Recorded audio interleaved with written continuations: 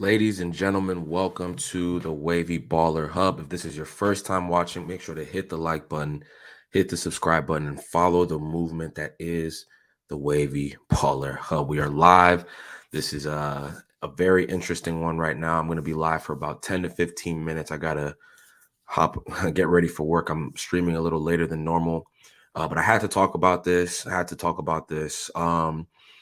There's been a lot of conversations. There's a lot of transfer news that's interesting that I won't talk about today. I'll talk about that tomorrow. Casemiro, João Felix, all this funny stuff that's been coming out. And then Glazers looking to sell a minority stake in Manchester United. I think that's what we're going to talk about today. I know that's what we're going to talk about today. So, guys, get in the comments. Make sure to share your thoughts on this. It's a developing story, but it really feels like it has some legs. So a couple weeks ago, Michael Knighton did an interview. I can't remember with who, talking about a very, him and a few, I guess, rich people backing him. One of which was Sir Jim Ratcliffe, I believe he mentioned, beginning to prepare for a bid to take over Manchester United. I didn't really believe it at the time. I thought it was a story that didn't have much legs. But now reports are coming out that the Glazers are willing to, you know, sell a minority, some minority shares and a minority stake of Manchester United, which is a huge deal, right? Why is that a huge deal? One, the reason they're doing this is they need investment in the club. The club isn't as cash rich as it has been in the past because of COVID. Um, they've been taking money out of the club instead of putting money into the club. And if you keep doing that while there's, pandemics and stuff, the money's going to run out. And I genuinely think there's not a ton of cash in the bank for Manchester United before, as, it used to be. Now, over time, that cash will come back. But again, if you're not investing in a club, right, the way City invests in the club, the way Madrid invests in a club, the way, Chelsea invests in a club, you know, at some point, especially when there's extenuating circumstances, you are not going to have the money. And that's one of the big reasons I think we're having a terrible transfer window. Well, one of the reasons. Other reasons being that we have terrible, terrible people running the club, right? But this is a big deal, right? Sir Jim Ratcliffe has come up. Michael Knighton, like you mentioned, is I guess partnering with Sir Jim Ratcliffe to have a conversation about taking some of that minority stake. But that being said, I think the real goal here is to have a conversation on if there can be a majority takeover of Manchester United, which is really, really interesting to me. Jersey Dad said, I wish we had some Saudi owners. I don't necessarily wish that was the case. There's a lot of morality issues with that, in my opinion. Who is Sir Jim Ratcliffe? Who is Sir Jim Ratcliffe? I don't know. I'm not English, right? So I didn't know too much about this man. I didn't know too much about this man. So let's talk about who he is. Apparently he's a chemical engineer and businessman, one of the richest men, if not the richest man in Britain. He's the CEO of Ineos Chemicals Group, which was founded in 1998, and he still owns a majority of that business. According to the Times, he has a net worth of about 21, according to Bloomberg Billionaires Index, he has an estimated net worth of $28.2 billion. The 55th richest person in the world and the second richest person in the United Kingdom. Which is very, very fascinating. Having somebody like that owning Manchester United, to me, only sounds like a good thing. English, has had an interest in, owning a sporting team. I know he put in a bid for Chelsea, but I believe it was too late in the process. So there's an interest there, right? And I think there's an interest from the Glazers to sell. That's the real thing here, because at the end of the day, this is business. I know that fans, we've been protesting and stuff, but at the end of the day, what really talks is money. As long as the Glazers feel like they can make money, then there's not going to be too much of a drastic difference in what happens, right? Money talks. How much do we think Manchester United's worth? Realistically, I think Chelsea sold for 2.5 billion pounds. right? Chelsea sold for 2.5 billion pounds. Manchester United is worth way more than Chelsea. There's an argument that Manchester United is the richest, could be the most profitable sporting institution in the world if ran correctly, right? And the Glazers know that. The Glazers have made so much money off of this club, leveraging their debt, taking out dividends. It's crazy to think about, right? But from a business perspective, from just us, let's leave the fandom out of it. Let's take our biases out of it. From a business perspective, the Glazers, they're doing what they're making money for themselves. That's what Manchester United has been for them. It has been a cash cow. And unfortunately for them, because of COVID and things like that, I think this easy money and this cash cow that they have, the money's drying up, and they're aware of that, and they're aware that they have a sleeping giant on their hands, which is why I think this story really, really holds some legs, right? This story really holds some legs because if put in the comments, guys, what do you think Manchester United's worth?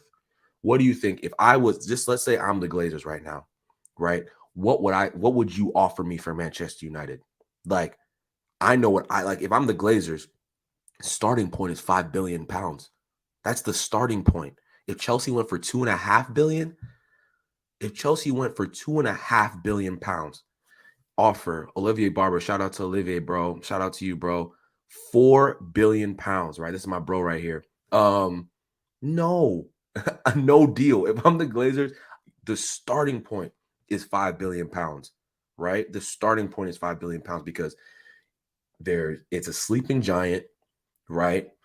It's the biggest sporting institution in the UK. It's the biggest it's the biggest soccer football club in the UK, arguably the biggest football club in the world, right?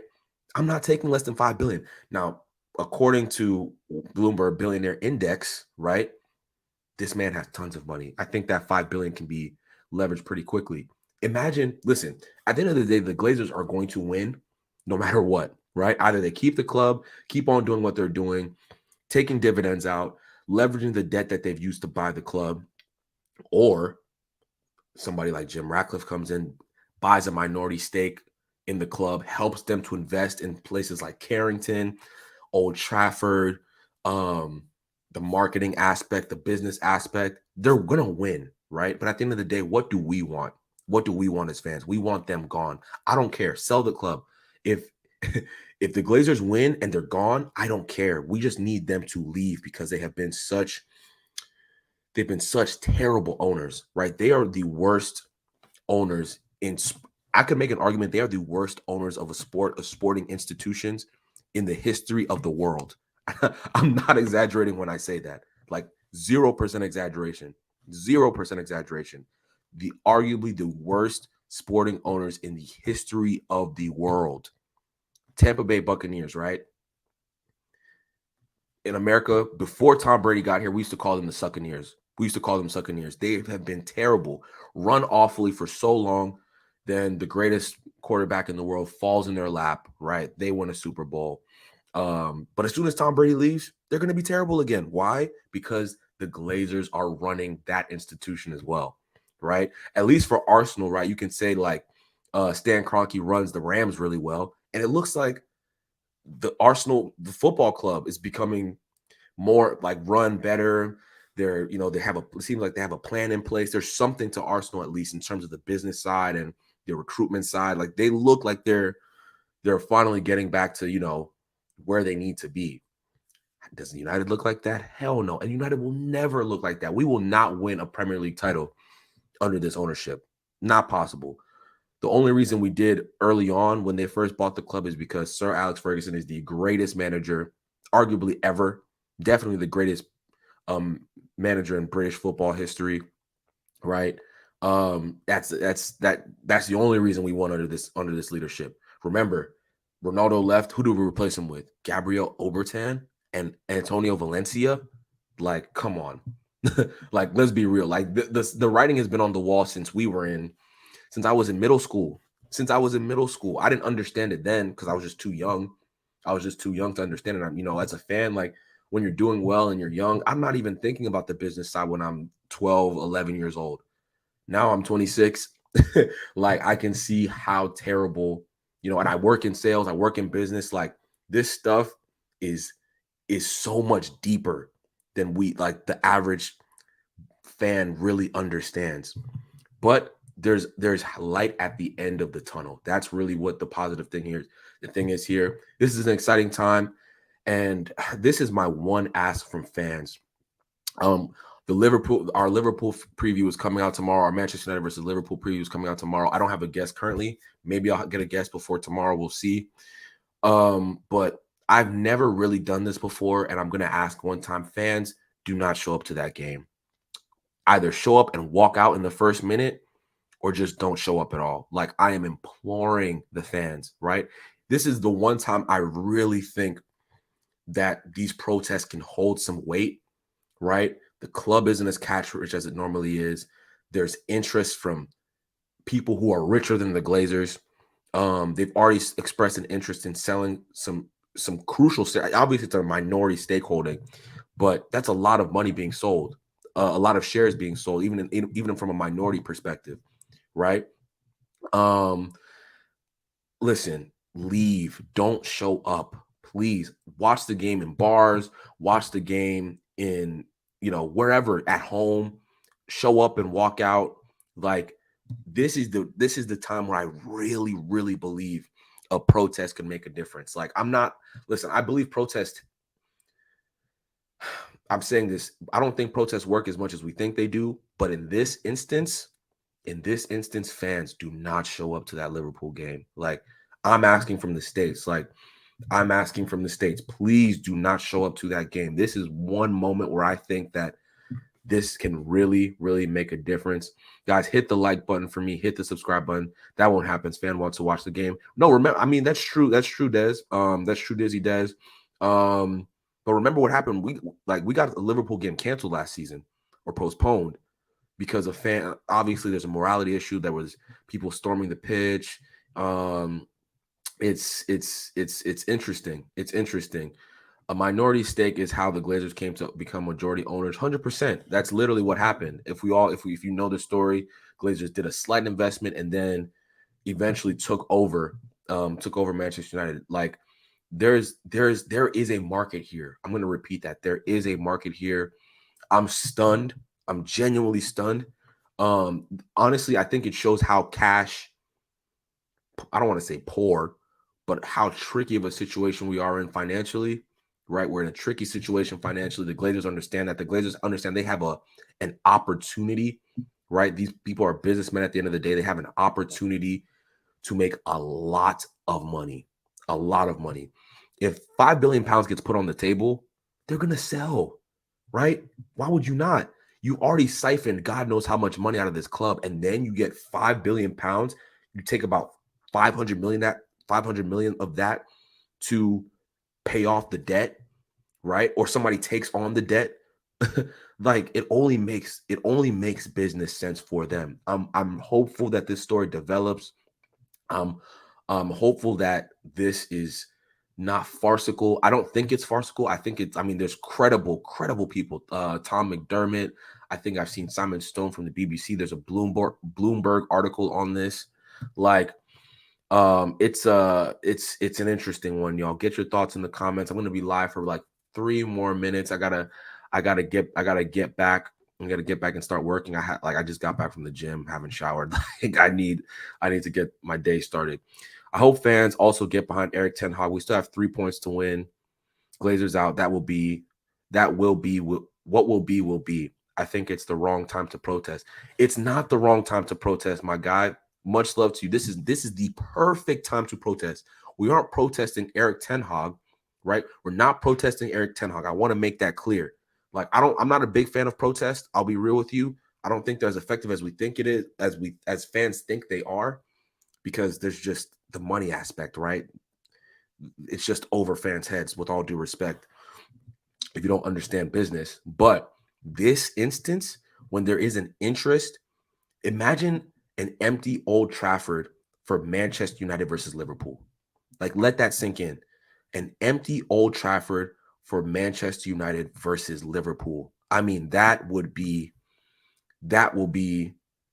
That will be game changing. Listen, it's Barcelona, Real Madrid, biggest sporting rivalry in the world. Then it's Manchester United, Liverpool, second biggest, or arguably the biggest, right? Biggest league in the world, biggest sports rivalry in the world.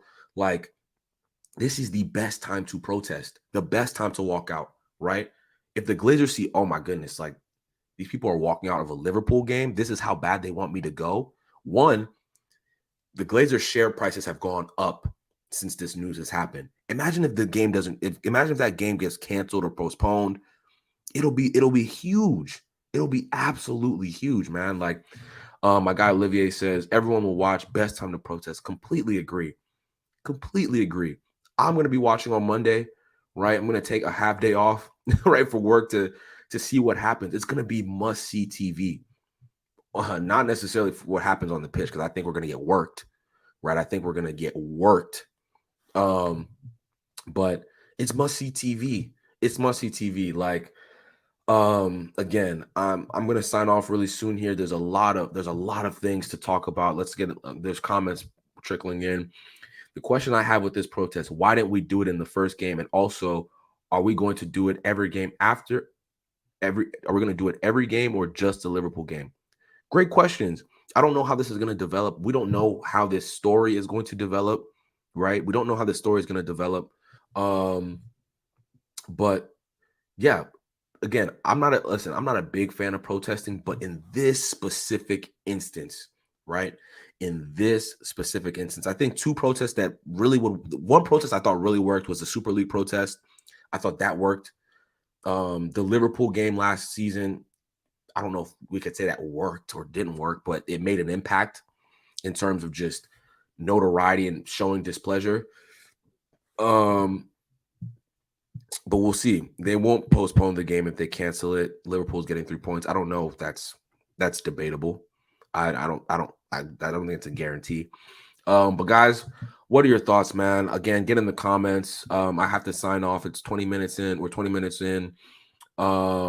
Make sure to hit the like. We're 5 subscribers away from 300, guys. Let your friends know about the channel. You see, I'm pumping out this content pretty much every morning. I might take a day off here or there, but every morning, right? Normally 7 a.m. Normally 7 a.m. In that 7 a.m. to 8 a.m. time frame, I'm gonna be going live pretty much every day. 7 a.m. Eastern time for me. Show some love. Let your friends know about the channel. We're growing. I'm doing some watch alongs this weekend. Tomorrow, we're doing a Liverpool versus Manchester United preview. A lot to discuss, man. A lot to discuss. Ugly Bear says, I just think 3 points is more important, or it's a relegation battle. It's not going to be a relegation battle, guys. Like, let's get that up. Like, we will not be in a relegation battle. Like, that's extreme. Arsenal lost their first 3 games last season and they finished 5th above us, right? And we won our first 2 games. So we're not going to be in a relegation battle. That's not going to happen. We're not going to be there with Bournemouth. Hey, we might finish 8th, right? I could see that realistically, but we won't be in a relegation battle. Guys, get your thoughts in the comments. Get your thoughts, or share this with your friends. I think this was a really fun stream. Thank you for interacting with me this morning. Again, tomorrow, 7 a.m. Eastern time, 12 p.m. GMT, lunchtime over in England. Guys, get your thoughts in the comments. Hit that like button for me. Again, share this with your friends. We're 5 subscribers away from 300. What a milestone that would be for me. And again, I appreciate y'all showing some love in the comments. I will talk to you guys tomorrow, okay? Deuces.